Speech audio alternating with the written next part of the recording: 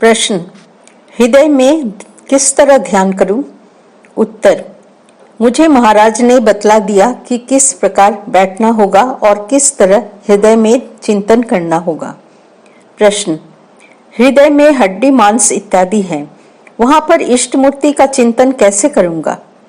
उत्तर, हड्डी मांस के बारे में चिंतन ही मत करना, वे ठीक हृदय में हैं, इस भाव से चिंतन करना।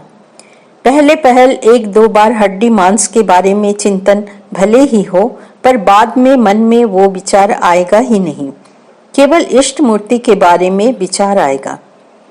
प्रश्न, इष्ट मूर्ति का क्या तात्पर्य? जो रूप चित्र और मूर्ति में है, ठीक उसी रूप का तो? उत्तर, हाँ, उसी रूप का, पर ऐसा सोचना कि वो प्राणमय और ज्योतिर्मय है। प्रश्न, सुना है मंत्र के अर्थ का चिंतन करते हुए जप करना चाहिए, क्या मंत्र के प्रत्येक अक्षर को लेकर चिंतन करना चाहिए या फिर पूरे मंत्र का एक साथ ही चिंतन करना चाहिए?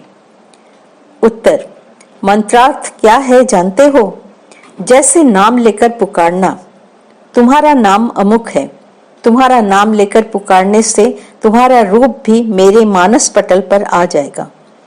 उसी प्रकार मंत्र के जप के साथ साथ तत् संबंधित रूप अर्थात इष्ट मूर्ति का ध्यान करना होगा। प्रश्न, जप क्या जोर से करना होगा या मन ही मन? उत्तर, जब अकेले में निर्जन स्थान में जप करो तब तुम स्वयं अपने कान से सुन सको, इस तरह करना, और यदि अन्य लोग समीप हो तो मन ही मन करना। स्थान बलराम मंदिर, कोलकाता, 6 फरवरी 1918। प्रश्न, जप करने के लिए जब बैठता हूँ तो मंत्र ज्योतिर्मय अक्षरों में कपाल के पास ज्वलंत दिखाई देता है, स्पष्ट देख पाता हूँ, मानो वो ज्योति से लिखा गया है। यह देखने के बाद इष्ट मूर्ति फिर नहीं देख पाता, इस मंत्र को ही सिर्फ देखता हूँ। उत्तर, वो बहुत ही अच्छा और शुभ लक्षण है, दोनों को ही देखना होगा। मंत्र है नाम ब्रह्म, मंत्र भी देखना और इष्ट मूर्ति को भी देखने की चेष्टा करना। इष्ट का ध्यान पहले क्या उनके श्रीमुख से आरंभ करूं? उत्तर, पहले श्रीचरण की वंदना करना और श्रीचरण से ध्यान आरंभ करना, बाद में मुख हाथ पैर जो आए आने दो। प्रश्न, इतने बड़े मंत्र की क्या आवश्यकता है? उत्तर, नहीं, उसकी आवश्यकता है, मंत्र में विशेष शक्ति है, खूब जप करना। प्रश्न, बहुत से लोग कहते हैं जप के समय माला का तर्जनी से लगना एक दोष है। उत्तर, क्या तुम तर्जनी से जप करते हो? तर्जनी से जप न करना ही अच्छा है, फिर भी तुम्हें यदि असुविधा मालूम होती हो तो तर्जनी से जप कर सकते हो, उसमें दोष नहीं होगा। प्रश्न, मन को कैसे स्थिर किया जाए? उत्तर, प्रतिदिन ध्यान करना चाहिए।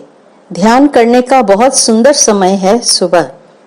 ध्यान से पहले थोड़ा शास्त्र पाठ करने से मन सहज ही एकाग्र हो जाता है। ध्यान के बाद कम से कम आधा घंटा चुपचाप बैठना जरूरी है, क्योंकि ध्यान करने के समय फल इफेक्ट नहीं भी हो सकता है, वो कुछ बाद में भी हो सकता है। इसलिए ध्यान के तुरंत बाद मन को किसी सांसारिक अथवा व्यर्थ के विषय में नहीं लगाना चाहिए, उससे बहुत हानि होती है। पहले पहल जब ध्यान का अभ्यास करने की बहुत आवश्यकता है, यदि अच्छा न भी लगे तो भी नित्य अभ्यास करना होगा। केवल अभ्यास से ही बहुत काम बन जाता है।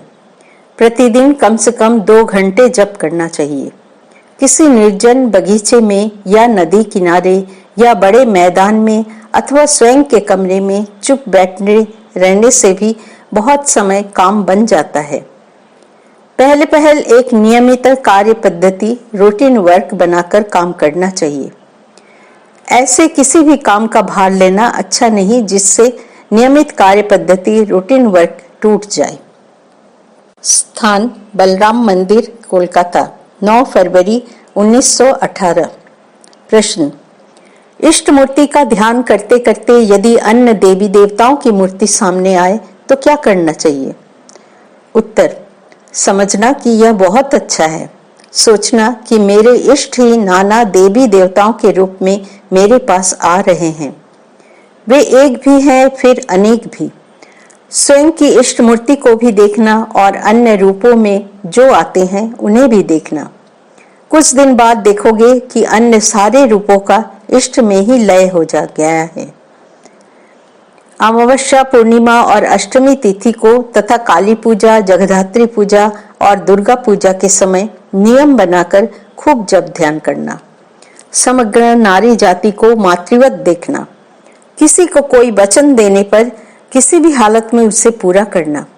यदि तुम्हें संदेह हो कि कोई बात पूरी नहीं कर सकोगे तो कहना कोशिश करूंगा। प्रश्न, सुना है जब ध्यान करने के पहले गुरु पूजा करनी चाहिए। मैं तो वो सब नहीं जानता।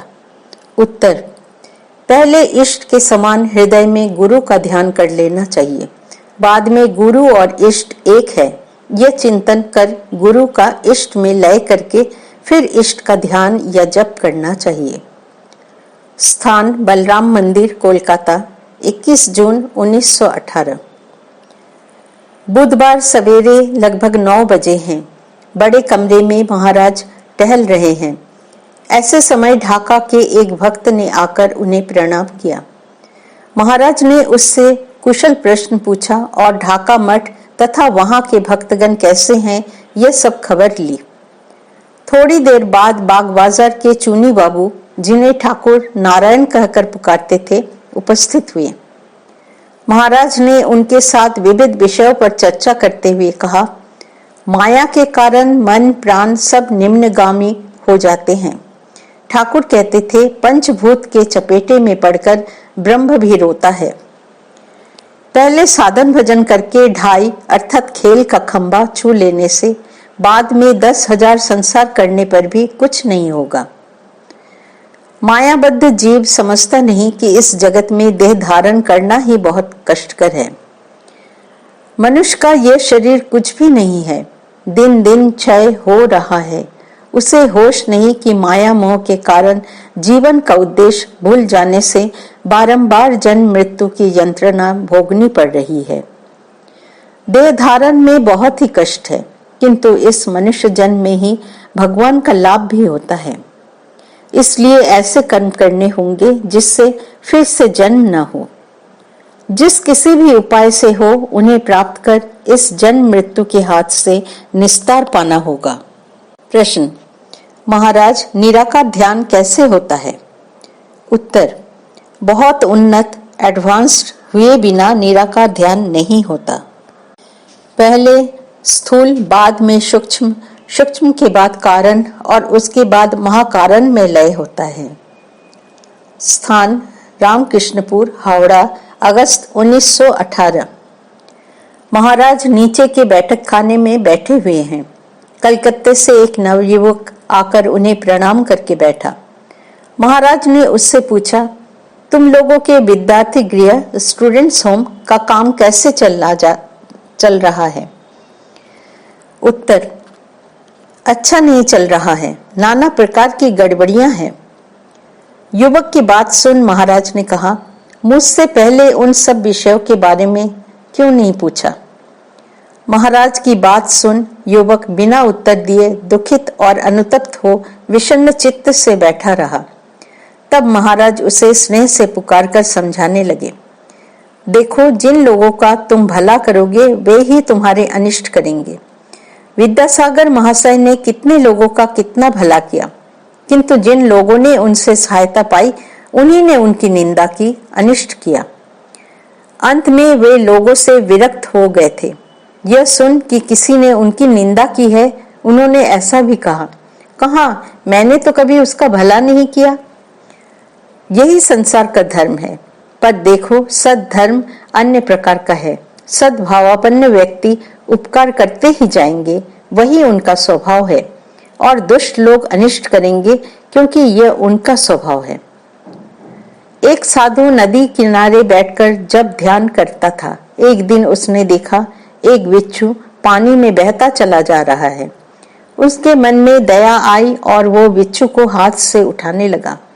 जो ही वो बिच्छू को पकड़ने गया, तो ही उसने डंक मार दिया। साधु दर्द के मारे छटपटाने लगा। कुछ समय बाद फिर से बिच्छू पानी में गिरकर डूबने लगा। यह देख साधु ने फिर से उसे उठा लिया। बिच्छू ने पुनः उसे डंक मारा। कुछ समय बाद फिर से बिच्छू को पानी में गिरा देख साधु जब उसे पुनः उठाने जा रहा था तो एक व्यक्ति ने कहा, देखिए, बिच्छू तो आपको बार बार डंक मार रहा है और आप है कि फिर से उसे उठाने जा रहे हैं। उसकी बात सुनकर साधु ने उत्तर दिया, बिच्छू का स्वभाव है डंक मारना, अतः वो डंक मार रहा है।